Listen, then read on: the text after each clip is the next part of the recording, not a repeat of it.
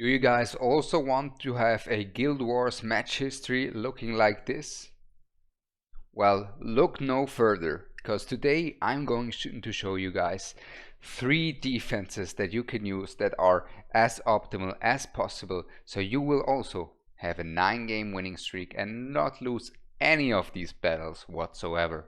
And in terms of credibility, as you can see, the Ancestry Guild that I'm part of is ranked 12 at the moment in Guild Wars, because we've been dominating lately in Guild Wars, winning any fight that we got into, and now even got up there to rank 12 without really being whales or anything. Like, I only have the content creator rewards, right? I don't really spend money on the game.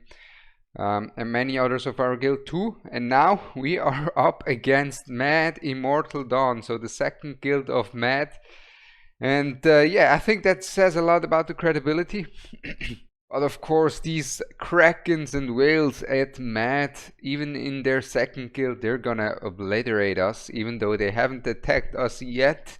They're probably making a plan right now on who attacks what, or just hold their attacks to bait out ours. And also because I managed to get matched up against such strong guilds, I of course know their attack patterns and I know their defense patterns, which is why I have an extremely good grasp on what defenses are strong.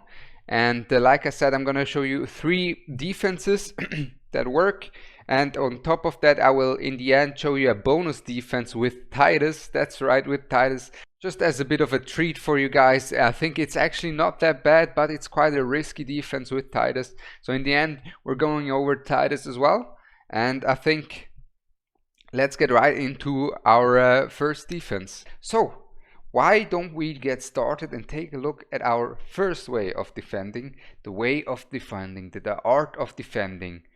This one right here, my team 1. What happened? Now, the thing that happened, I can tell you guys, was this. I put in a Regulus without gear. I didn't adjust my Alistair gear. I didn't adjust any of this gear. So everyone was pretty much ungeared, and this is what happened. We can take a look here, but this doesn't mean that this defense lineup is bad. Quite the opposite, actually. It's a really good lineup that can win you lots of fights, and I'm gonna explain the thought process behind this lineup for you guys and how it works, as long as you have your units geared, of course. So due to the new adjustments where it's really hard to place multiple platform units that are safe from the archers, this is a lineup that you can run with 3 melee units, and the key unit will be your middle unit down here. And you want to have, of course, some mixed damage, so you want to have some AoE and some single target damage to take care of your enemies. Why is your middle unit key? Because the middle slot is really hard to fill, since the middle slot is in danger of the mages to be one-shot. You don't have that many options to place different units, so there are limited options for the middle slot, and basically Abomination is a great option because he is a 2-tile range fighter in his ultimate, and he's extremely tanky with his 30k HP pool. If you put some HP on him, he will be able to survive these mages without a problem. And the other options that you have in this slot are mostly quite hard to get. The other options would be someone like a Cyrus, huh? Not many people have a tanky damage dealer like Cyrus. Or another lord like Gon. Yeah, these are really the options that you want to take a look at, that work behind your fighter, just someone who's tanky. And then behind that you want a ranged unit like Arrogance, like Seletu or Valk. But of course keep in mind, you of course also want to be able to hit area units. Yeah, that's crucial because area mobs in this Guild Wars are extremely strong, and this lineup is extremely good against ground units, but against area units it isn't as potent as our lineup 2, because we only have 2 units that can hit aerial defense. So while this lineup is really strong against ground attacks, against aerial defense it is suffering a bit, which is why we are going now to take a look at our second lineup and a sneaky little thing that we did there. It is time to take a look at our unbeatable lineup that we have here, and as you guys can see, Comet is up front here. Comet is in here. What is Comet doing here? What is Comet doing here?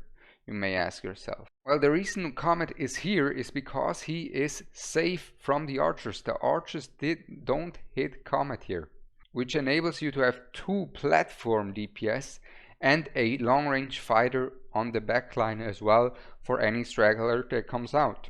Now, before I continue this, I want to thank Derek for this, because Derek pointed this out to me, because he pointed me to a video of his guild members where the YouTuber called Rescue Panda, shout out to Rescue Panda, found this out because he had a replay and he was going through a replay and he saw, oh, actually these archers, they don't hit this tile, and therefore you can just place a mage here on this tile and he'll be safe, and in this way you will still have 3 DPS units that can hit air and ground.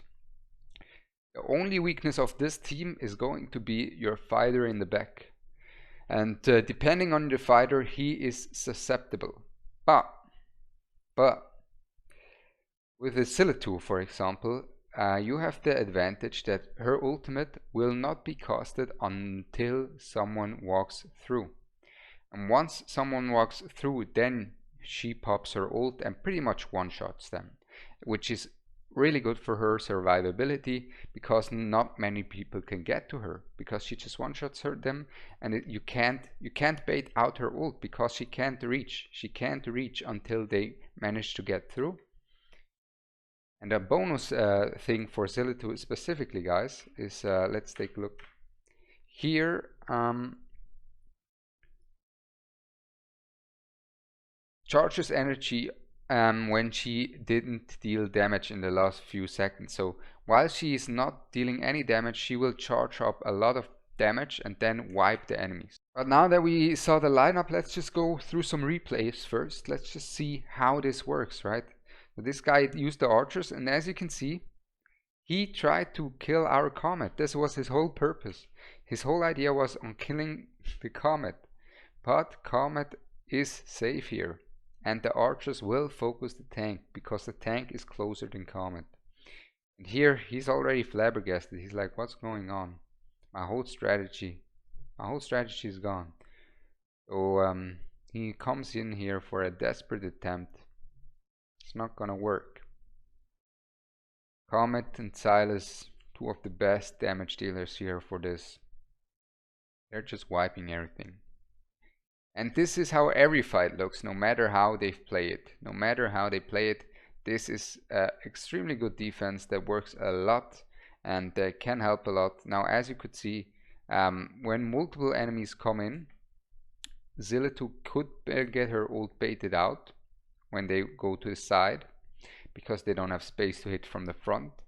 But at that point, usually it doesn't matter that much anyways, because it actually is good that Silitu pops her ult, because then there's a lot of enemies on your tank, so you want to have as much damage to get rid of these enemies, and therefore having a Silitu there helps you a lot, right? Let's go for another replay here, how it exactly works, right? Let's take a look. And then after this, you can see they just wipe everything out that comes their way. And after this, we will take a look at our last lineup. It's a bit of a cheese lineup, but it's a fun one. It is a fun one. So now he tries to use his tanks, but his tanks can't survive Silas, of course. No one can. And even the new heroes, or the new demon soldiers that are extremely strong, they struggle against this lineup as well, because it covers all the bases. Of course, it can get overwhelmed by a really strong player. That's just how it is. That's how they made it now.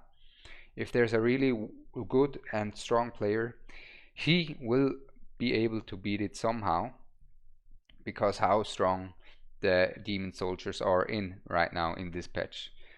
Which leads me to my transition, guys, that I'm going to show you a few different strategies on how to attack through aerial attacks, through defender exploits, and fighter, and the third strategy as well, on how you can break any defense, how I always win in these attacks, and for you guys just to learn, since you're already interested in the defense, I'm pretty sure offense will help you even more than that. Now, before we go into the last strategy, I want to showcase you guys the third strategy that I came across often also, that also a few of the enemies from the second guild of Mad are using, and that is basically a similar concept to the last strategy, where you still have two platform DPS and a fighter behind your tank, but instead of the platform DPS helping your tank out, you only have your fighter helping your tank out.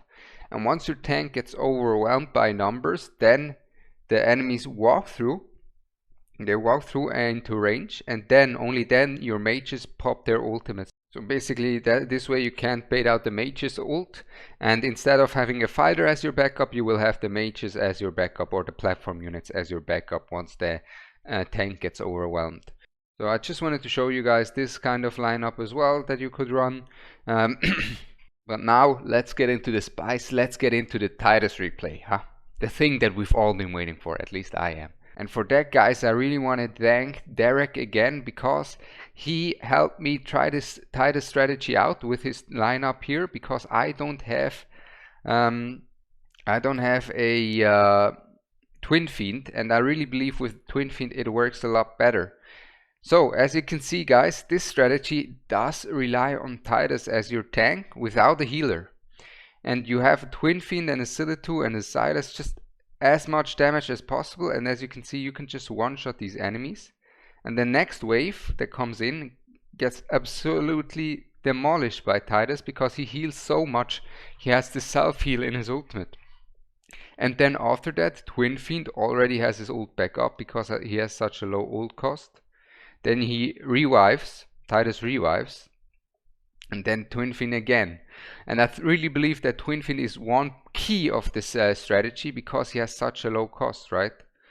But now, as you can see, once Titus is gone, then it might become a problem, because these mages gain a lot of value. They gain a lot of value. But yeah, this is the fight. This is how all the fights look like. He won about a few fights, he lost a few fights, but he won quite a bit. Even though he didn't have a healer, he used Titus, and he also is in a high rank. So if you plan to use Titus as well, go ahead, try to use Titus. This way you don't need a healer. This way you can neglect the healer, but of course you really want a legendary lord for Titus, because these infernal lords have such low ult costs. This way they can burst all the waves as soon as they come in. So it's a really aggressive lineup without a healer, with a lot of damage, but also a risky one. But I think it's a nice one. I think this is a good way to end it off.